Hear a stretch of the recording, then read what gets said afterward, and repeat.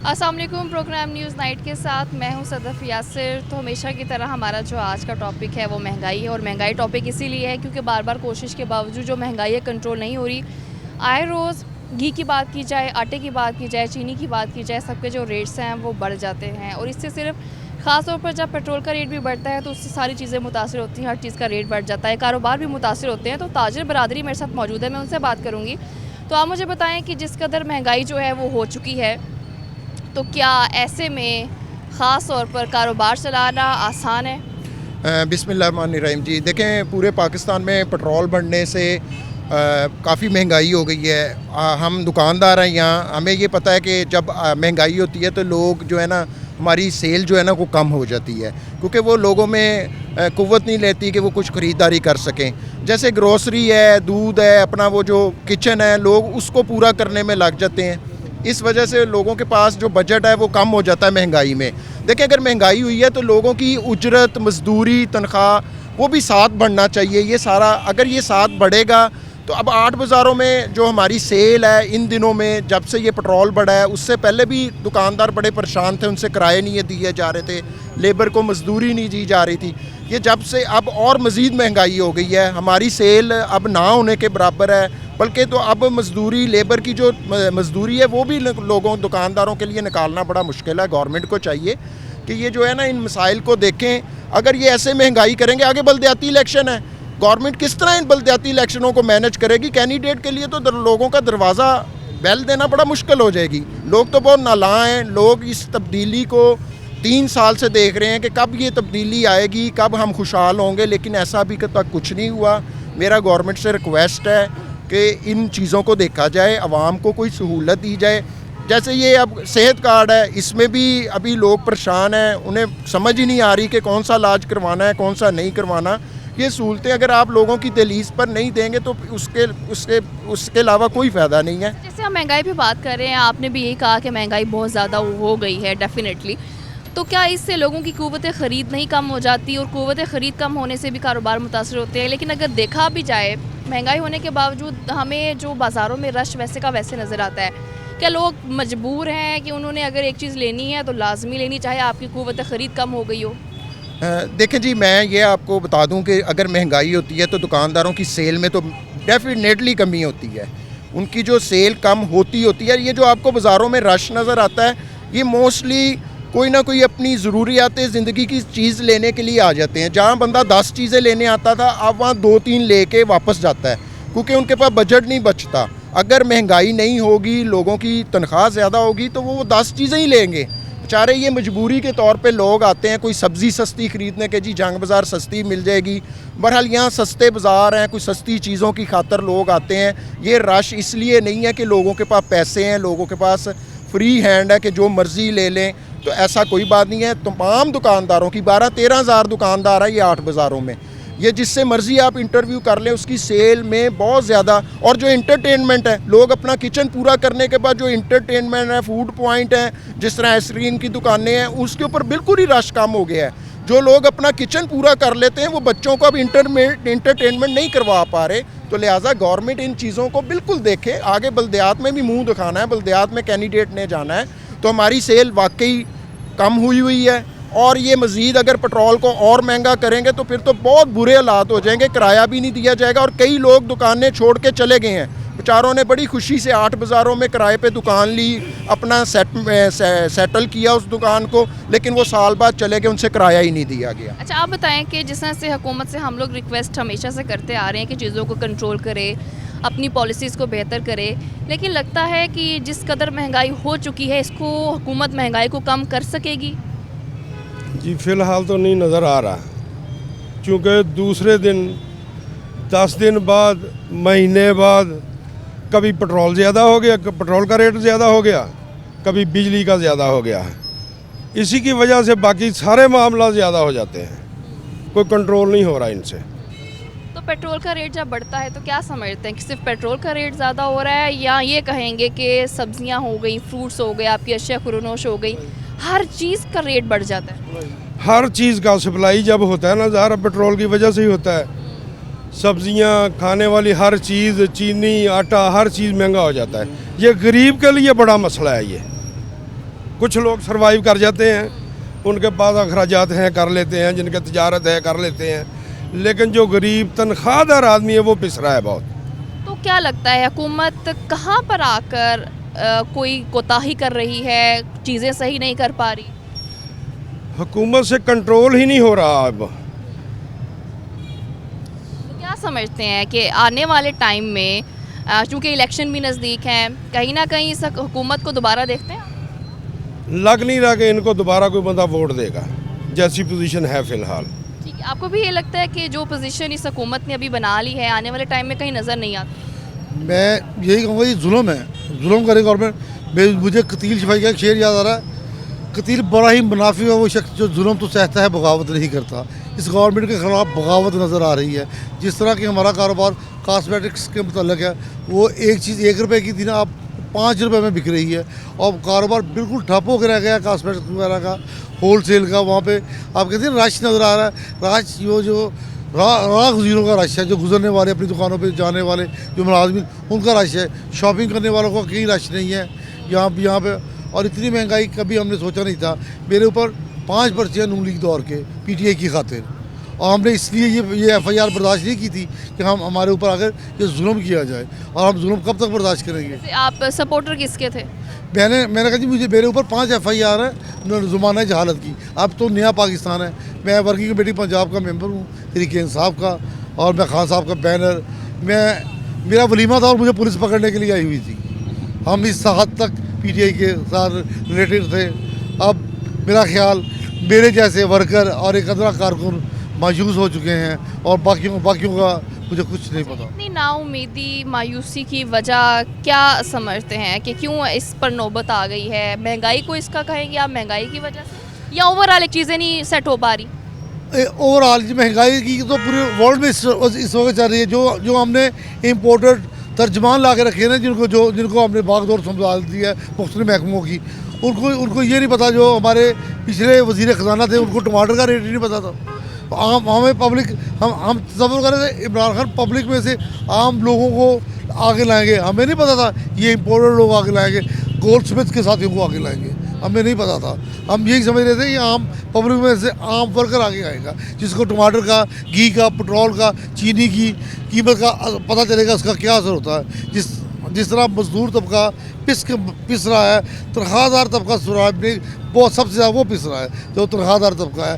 कारोबारी तो फिर भी अपनी चीज़ों पे कुछ ना कुछ प्रॉफिट ले जाते हैं, जो मुलाजम पेशा लोग हैं वो पिस रहे हैं बहुत ज़्यादा। अच्छा, जैसे आप भी हमें थोड़े मायूस नज़र आ रहे हैं PTI की वजह से, जैसे कि आप सपोर्टर थे। आपकी तरह आपको लगता है कि और भी बहुत सारे PTI के सपोर्टर्स हैं जो अब PTI के सपोर्टर्स नहीं रहे? मेरा ना इस समय मेरी आंखों में ना ये खान साहब को देख के, उनकी बातें देख के मेरे आंखों में आंसू आ रहे हैं। ये गरीब आवाम के लिए हमने खान को लाए थे, इस गरीब तबके के लिए, और एक इनकलाब की सूरत में। ये एक होप थी पाकिस्तान के लिए।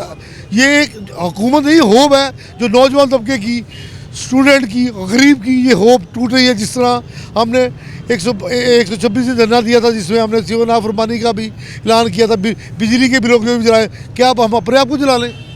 खान साहब उस वक्त तो हम गवर्नमेंट के ख़िलाफ़ थे, अब तो हम गवर्नमेंट का हिस्सा है। हाँ, क्या लगता है कैसे हम अगर ज़रूरी इकदाम देखें, ओवरऑल तो पॉलिसीज़ में प्रॉब्लम आ रही है, चेक एंड बैलेंस में प्रॉब्लम आ रही है। अगर हम देखें गरीब आवाम के फौरी मसाइल हल करने के लिए हुकूमत को क्या लगता है क्या करना चाहिए फौरी तौर पर? फौरी तौर पर ये कुछ भी नहीं कर सकते हैं, क्योंकि अब इनके पास बहुत थोड़ी मोहलत रह गई है। और जैसा कि ये 4 साल में अगर ये गरीब को कुछ भी नहीं दे सके, तो इन्होंने आने वाले वक्त में क्या देना है? और रह गई बात कि अगर कोई टिकटों का मामला है, तो इंशाल्लाह मेरा ख्याल है कि ये टिकटें लेके चलेंगे और कोई टिकट लेने वाला नहीं होगा। और इनको इनके कैंडिडेट जो इस वक्त मौजूद हैं इनके, वो इनसे इतने बजदन है कि वो किसी शहरी का वो आमना सामना नहीं कर सकते कि वो बाज़ार में आए, वो किसी से आकर मिलें, या जाकर किसी से, जैसे वो किस तरह जाकर किसी का दरवाज़ा खटखटाएंगे कि मुझे आप वोट दें। तो आपको ये लगता है कि अब इनके पास वोट मांगने की कोई वजह नहीं रही, और वाकई ये सबके लिए एक सवालिया निशान बन चुका है कि जो कारकर्दगी इस हुकूमत ने दिखा दी है, कैसे लोगों में जाकर वोट मांगेंगे? कारकर्दगी इनकी बिल्कुल सिफर है। 4 साल में आप दिखाएं कि कौन सी तब्दीली आई है। और ये झूठ पे झूठ, इनके जो तर्जमान बैठे हुए हैं माशाल्लाह, वो बाहर से इम्पोर्ट किए हैं, जो वो आएंगे और इनके जाने से पहले वो वापस चले जाएंगे। कभी वज़ीर ख़जाना को तब्दील कर रहे हैं, कभी किसी को तब्दील कर रहे हैं। क्या साहब का हुकूमतों ने भी कभी इतने वज़ीर ख़जाना तब्दील किए थे?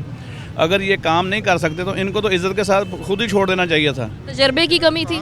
तजर्बे की कमी थी। जो आदमी क्रिकेट खेल रहा है उसका क्या काम है कि वो सियासत में आ जाए, और फिर सियासत में भी अगर वो आ ही गए हैं तो इसमें कुछ ना कुछ उसको रख रखाव होना चाहिए। हर वक्त को दूसरों को गालियाँ देने के अलावा कितनी बद ज़बान और बद लगाम हुकूमत इसने लोगों को सिखाई है। किसी ने आज तक ऐसी ज़बान नहीं बोली, किसी सियासी जमात ने ऐसी ज़बान नहीं बोली जिस तरह की ये ज़बानें इस्तेमाल कर रहे हैं, और वो आने वाला वक्त जो होगा वो इनके लिए ही होगा। अच्छा, अगर हम ताजरों की बात करें, बड़ी एक स्ट्रॉन्ग बॉन्डिंग भी है और एक बड़ा कहते हैं कि नाम भी है फैसलाबाद में ताजर का। ताजरों के बिना, ताजरों की सपोर्ट के बिना समझते हैं कि ये हुकूमत अब दोबारा आ सकेगी? क्योंकि कोई भी ताजर इनके साथ नहीं है। अगर ताजर इनके साथ होंगे, ये जो दुकानदार हैं सब लोग वो खाली बैठे हुए हैं। अगर कोई किसी को कोई शादी का मसला है, जिसने अपनी बेटी की शादी के लिए कोई 10 लाख का इंतज़ाम किया था, वो जो खर्चा है वो 17 लाख पे पहुंच गया है। वो कैसे वो करेगा? और वो जो कोई दुकानदार देखे ना, बिजली के रेट रोज़ाना बढ़ रहे हैं। अभी यकम मार्च से ये कह रहे हैं कि बिजली के रेट भी बढ़ेंगे और जो है पेट्रोल के रेट भी बढ़ेंगे। अगर अभी तो 8 दिनों में 12 रुपये इन्होंने पेट्रोल बढ़ाया, अभी ये बढ़ाएंगे तो वो लोग किधर जाएंगे? सबसे ज़्यादा जो लोग हैं कि जो 15,000 20,000 रुपये 25,000 रुपये तनख्वाह ले रहे हैं, उनकी तनख्वाह तो वही रही ना, लेकिन उनके ऊपर जो एक्स्ट्रा अखराजात बढ़ रहे हैं। और इसी वजह से इस वक्त शहर में स्ट्रीट क्राइम जो बढ़ रहा है, वो सबसे ज़्यादा बड़ी वजह यही है स्ट्रीट क्राइम की, कि लोगों के पास अखराजात नहीं है। और यंग जो नौजवान लड़के हैं वो किसी से मोबाइल खींच रहे हैं, किसी का। जैसे आप क्राइम की बात कर रहे हैं कि स्ट्रीट क्राइम्स भी बढ़ते जा रहे हैं, मतलब यही हुआ कि लाकानूनियत बढ़ती जा रही है। कानून पर काबू पाने में क्यों ये हुकूमत नाकाम नज़र आती है? हुकूमत ये देखें ना कि हुकूमत में तो यही हम कह रहे हैं कि पुलिस अगर एक थाने में 40 लोग रहते हैं और उनका इतना दायरा वसी है कि वहाँ पर 40 पुलिस मुलाजम कुछ भी नहीं कर सकते। अगर वहाँ पर ज़्यादा मुलाजम होंगे तो वो अच्छे तरीके से वो रैकी कर सकते हैं, उनको पकड़ भी सकते हैं। लेकिन क्योंकि हर थाने में वो साबका दौर के जो लगे हुए हैं वही लोग हैं मौजूद हैं, तो अगर इन्होंने तो तब्दीली लानी थी ना, इन्होंने क्या तब्दीली लाई है? इन्होंने लोगों को बेरोज़गार कर दिया, और वो बेरोज़गारी की वजह से स्ट्रीट क्राइम में इजाफा हो रहा है। ये मज़दूर फैक्ट्रियाँ बंद हैं, दुकानों से लोगों ने जिनके पास 4 मुलाजिम हैं उन्होंने 2 रखे हैं, 2 को फारिग कर दिया। और वो जो यंग मैन है, वो लड़के हैं, वो रात को निकलते हैं, किसी का पर्स छीन लेते हैं, किसी का मोबाइल छीन के ले गए, किसी का मोटरसाइकिल छीन के ले गए। तो वो जो देखें आपके, अगर किसी को वो मार भी रहे हैं ना, किसी का पुलिस मुकाबला भी होता है, उसमें वो सारे वो यंग लड़के बेचारे नज़र आते हैं। ऐसे है कि इस हुकूमत के टाइम में चेक एंड बैलेंस जो है वो ख़त्म हो गया है। महंगाई भी एक इशू है, लेकिन इसके साथ साथ चेक एंड बैलेंस ख़त्म होने की वजह से जो क्राइम बढ़ते जा रहे हैं, ये भी एक बहुत बड़ा इशू है। अभी वक्त पर ब्रेक का साथ रहिए।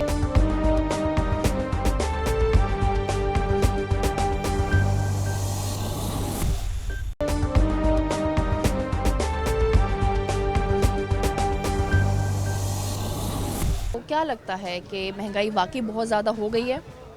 जी मैडम, वो महंगाई तो इतनी ज़्यादा हो गई है कि गरीब आदमी बिल्कुल तंग आ गया, बल्कि मर चुका है। वो इतना पिस चुका है, नित रोज़ बिजली, गैस, पेट्रोल की कीमतें बढ़ रही हैं, जिसके बायस वो खुर्दोनोश की अशिया जो है ना, उनकी कीमतें भी ज़्यादा बढ़ती जा रही हैं। तो गरीब आदमी जो है ना, उसकी आमदन इतनी कम है कि वो अपना ना खुर्दोनोश की चीज़ें और अपने बाल बच्चों का पेट पालना उसके लिए घर चलाना कितना ज़्यादा मुश्किल हो गया है? बहुत ज़्यादा मुश्किल हो गया जी। घर चलाना तो आप देख लें कि मैं गार्ड की ड्यूटी करता हूं तो मेरी 15,000 सैलरी है, 500 रुपया मेरा बनता है। तो इसके बाद मैं फिर ना दोबारा एक और जगह पे जाकर ड्यूटी करता हूं, डबल ड्यूटी करता हूं, तो उसमें मेरी नींद भी नहीं पूरी होती, तो जिस्म भी आखिर इंसान है मुतासर होता है।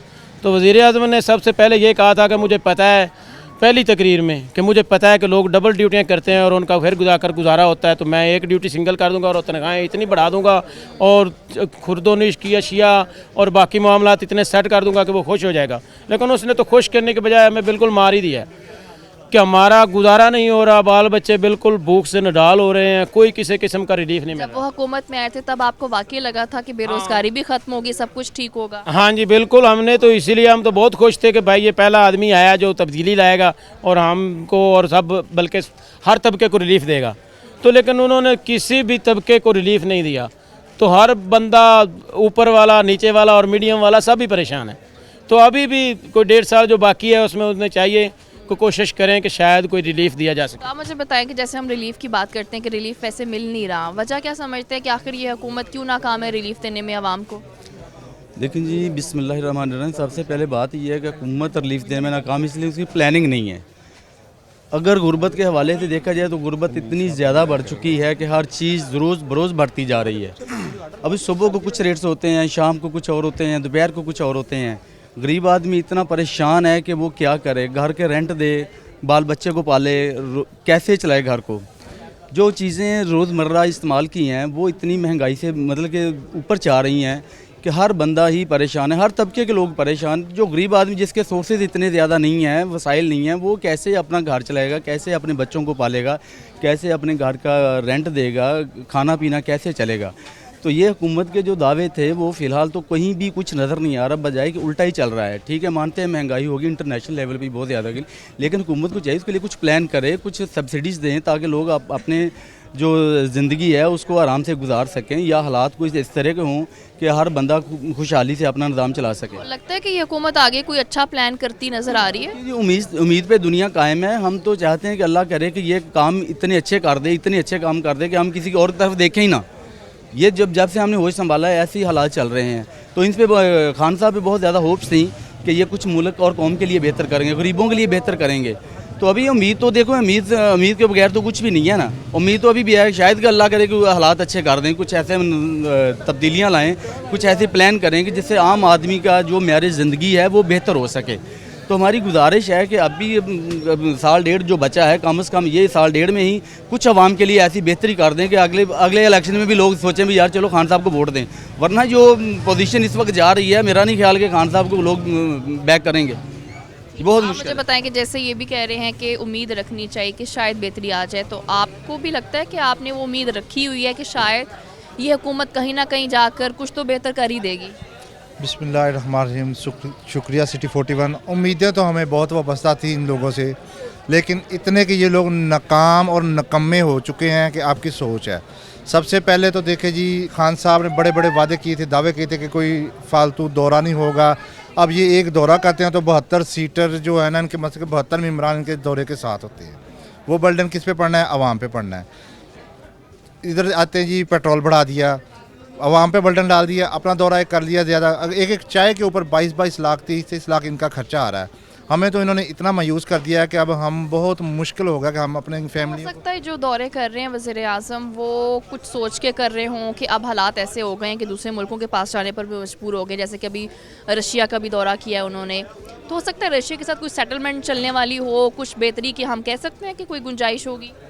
फ़िलहाल तो हमें ये पता चल रहा है कि जहाँ भी दौरा करें सिर्फ अपने पेट पूजा के लिए, अपने बैंक बैलेंस के लिए, सिर्फ ये कि एक कशकोल लेके घूम रहे हैं, जगह जगह घूम रहे हैं।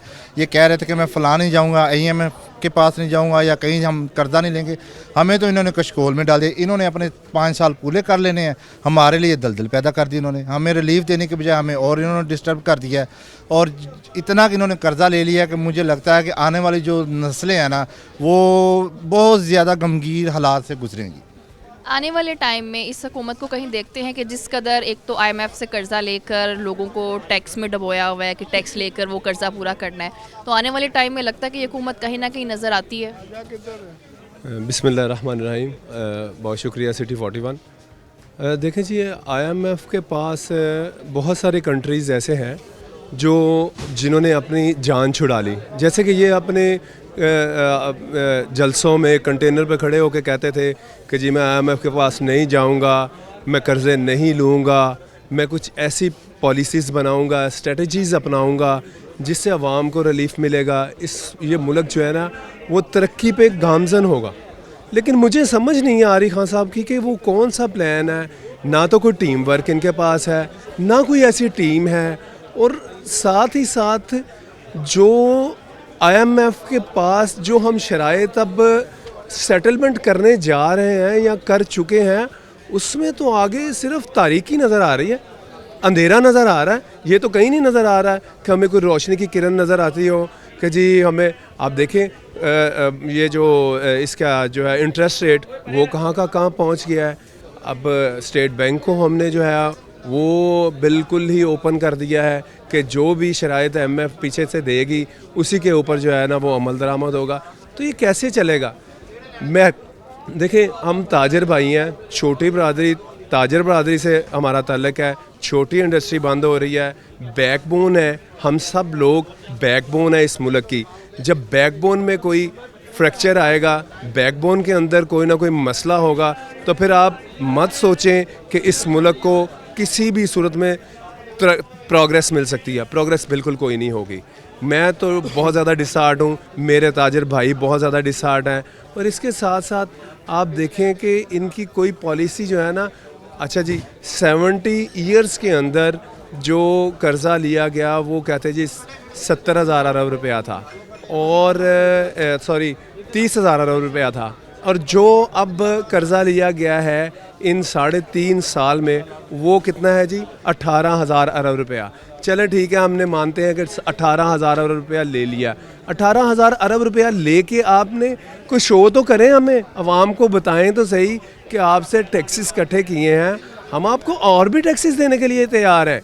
कोई बात नहीं, आप हमें भले चोर कहें, आप हमें कुछ भी कहें, लेकिन यही बरादरी आपको टैक्स पे करती है, यही बरादरी आपको सब कुछ देती है, जिनको आप चोर भी कहते हैं, जिनको आप बुरा भला भी कहते हैं, और यही बरादरी से आप सारा स्ट्रक्चर जो है वो चला रहे हैं। उसके बावजूद आप लोग हमें बुरा भी कहते रहें, कोई बात नहीं। हम पाकिस्तान के लिए पैदा हुए हैं, हम मुहब्ब वतन हैं, और हमारी एक कंट्री है जहाँ भी हमारे मुल्क को, जहाँ भी हमारे किसी भी चीज़ की ज़रूरत पड़ी हम उसके लिए हाज़िर हैं। बट ये चीज़ कि खान साहब खुदारा आप देखें छोटे लेवल पे, आप बड़े लेवल पे देखते हैं, दौरे करें, आप रशिया जाएं, आप इंडिया जाएं, आप अमेरिका जाएं, आप जहां भी जाएं, लेकिन वहां से अब देखें, मेरी किसी ख़ास पार्टी से कोई ताल्लुक़ नहीं है, लेकिन मैं समझता हूं कि शहबाज शरीफ PM रहे 10 साल या 15 साल, तो उनकी वर्किंग, उनके काम,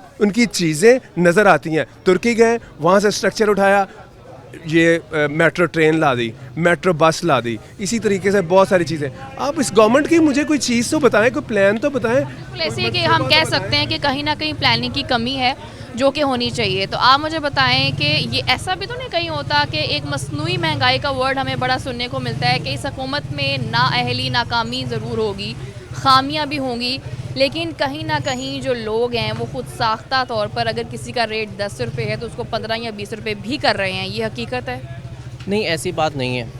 असल में जो ताजर बरादरी है ना, वो इस वक्त इस वजह से पिस रही है कि आप देखें, एक तो माल बेचना है, वो पहले ही चाहती है कि जो मज़दूर तबका है उसकी पहुंच में माल हो, वो अपने माल को किसी तरीके से नकासी चाहती है कि हमारी प्रोडक्शन बढ़े, हमारी फैक्ट्रियाँ चलें, मामला चलें। अब देखिए ना, मसनूई महंगाई तो तब हो जब हम प्रॉफिट इंक्रीज़ हो।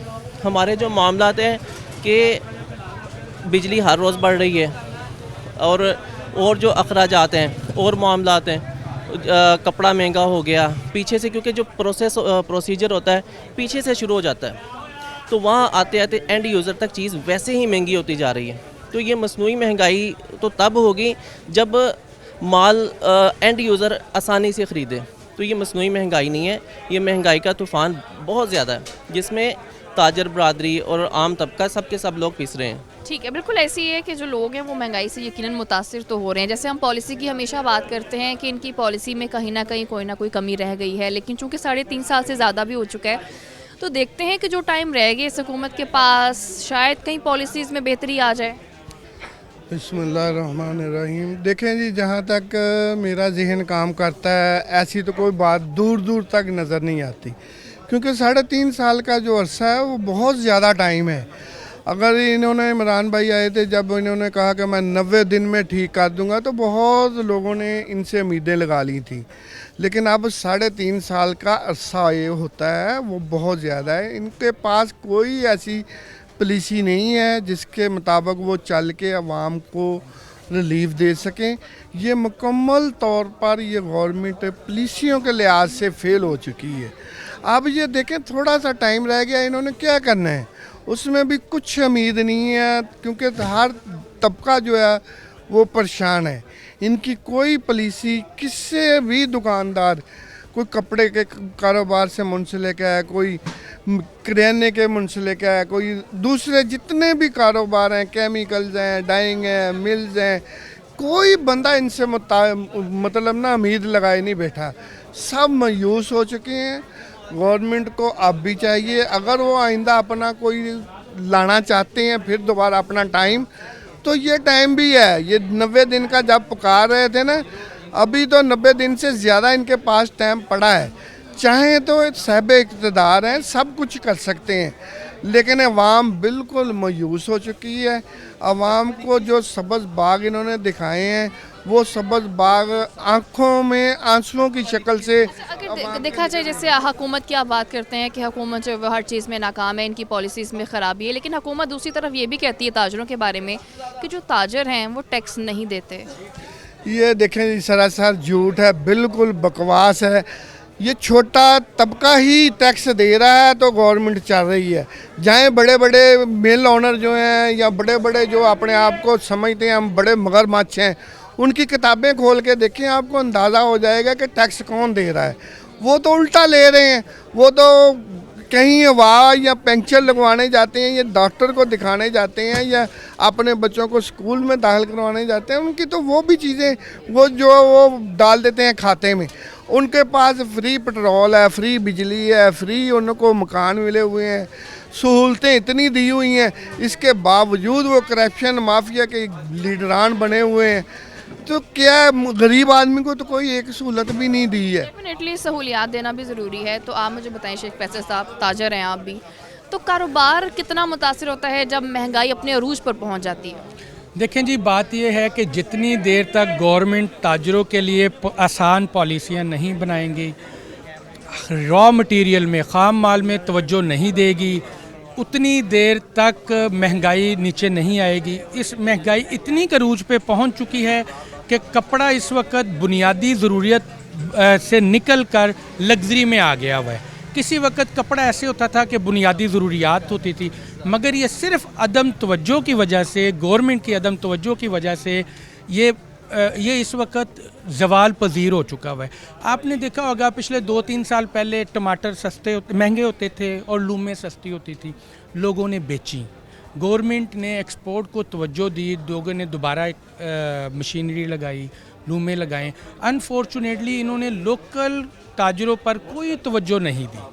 उनकी तरफ से ताजर मरे या जिए उनको कोई नहीं। वो हमेशा बात करते हैं तो एलीट क्लास की करते हैं।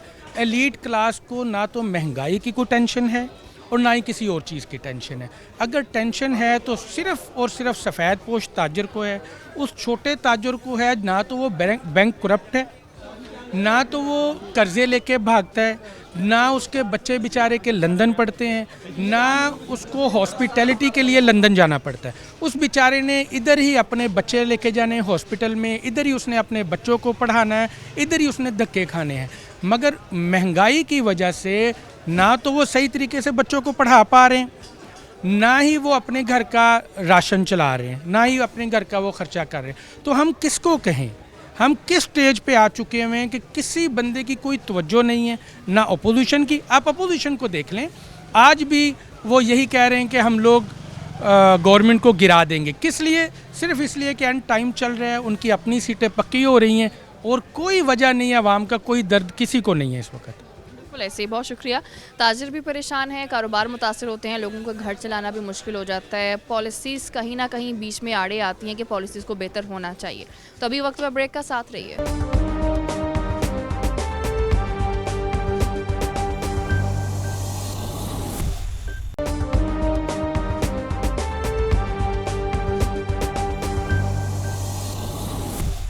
Welcome back. तो कुछ और लोग भी मेरे साथ मौजूद हैं, मैं उनसे बात करूंगी महंगाई के हवाले से। तो आज हम डिस्कस कर रहे हैं महंगाई के हवाले से। तो आप मुझे बताएं कि आपको वाकई लगता है कि मुल्क में महंगाई जो है वो अपने अरूज पर पहुंच चुकी है?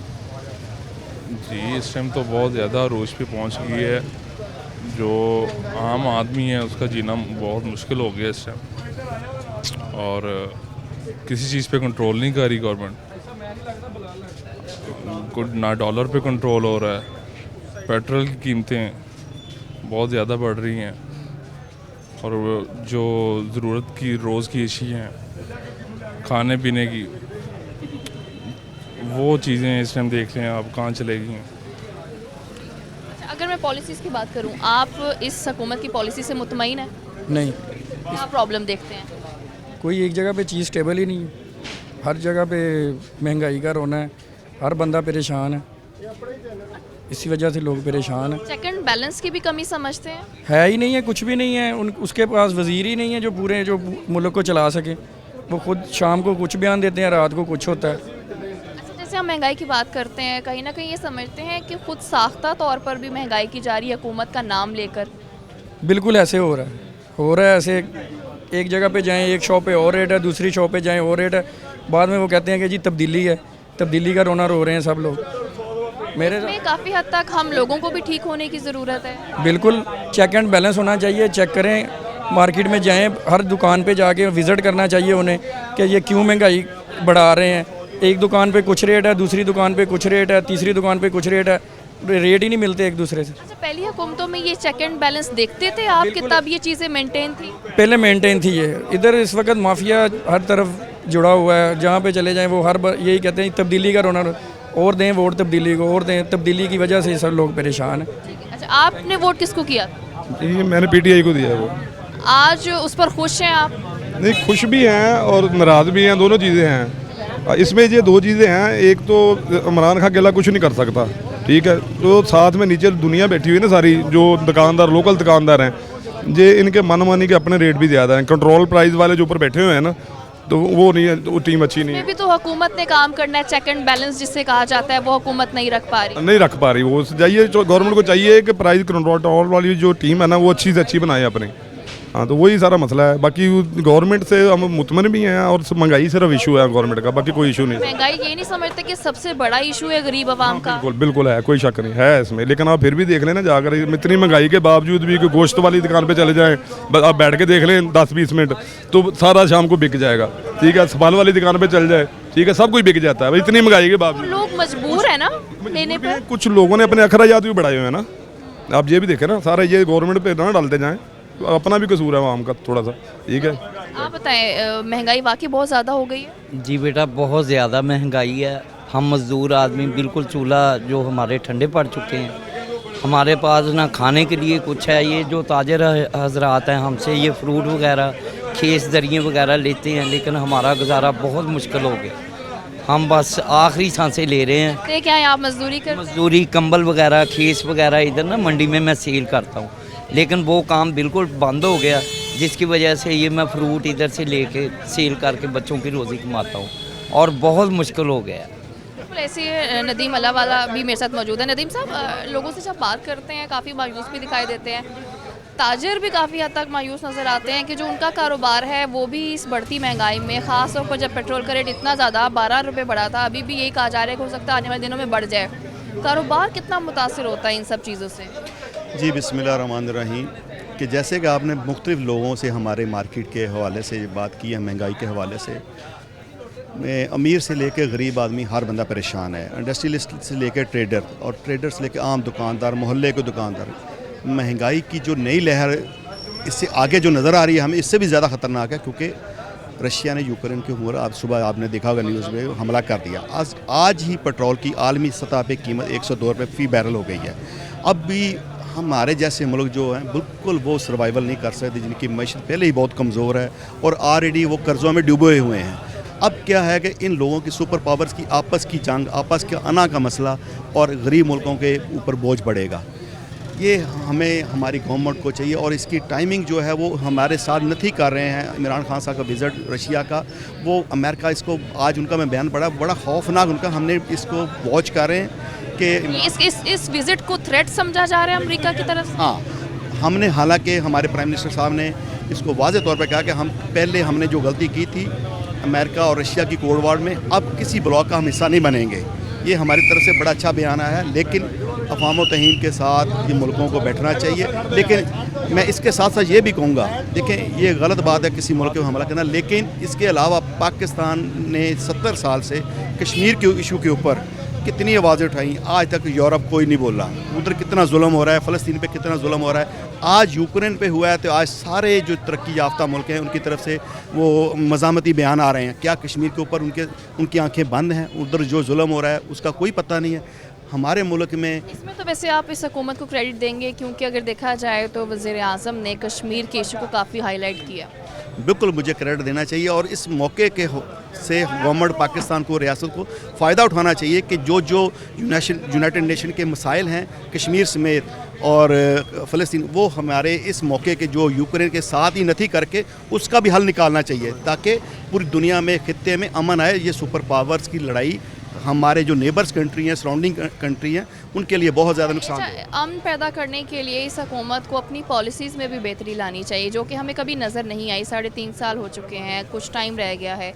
आने वाले टाइम में देखते हैं कि ये पॉलिसीज़ जो हैं ये बेहतर होंगी।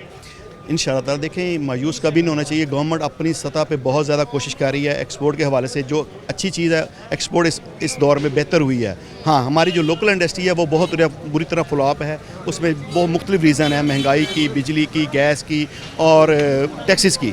वो इंशाअल्लाह ताला गवर्नमेंट को चाहिए कि हमारे स्टेक होल्डर, जिस तरह चैम्बर ऑफ कॉमर्स ने एक प्लेटफॉर्म मुहैया किया है, पूरे पाकिस्तान के जितने भी फेडरेशन और समेत चैम्बर के सदूर है, एक कॉन्फ्रेंस हो रही है, हमारे साथ उनके साथ बैठें, जो भी हमारी जो पॉलिसीज़ हैं उनको लेके चलें, हमारी आवाज़ बने। जो हमारे नुमाइंदे हैं, जो हमारे सियासी नुमाइंदे हैं, फैसलाबाद की जो आवाज़ हैं, वो हमेशा मैं कहता हूँ कि अपनी पार्टी की आवाज़ ना बने, इस मुल्क की आवाज़ बने, ताजरों की आवाज़ बने, ताकि लोगों के मसाइल हल हों और महंगाई के ऊपर गौर व करें ताकि इस पे कंट्रोल किया जा सके। बिल्कुल ऐसे ही महंगाई एक ऐसा इशू है जिस पर जो है वो कंट्रोल करना चाहिए और इस हुकूमत को पॉलिसीज़ को भी बेहतर करना चाहिए। अभी प्रोग्राम का वक्त हुआ ख़त्म, दोबारा मुलाकात होगी। अल्लाह हाफ़िज़।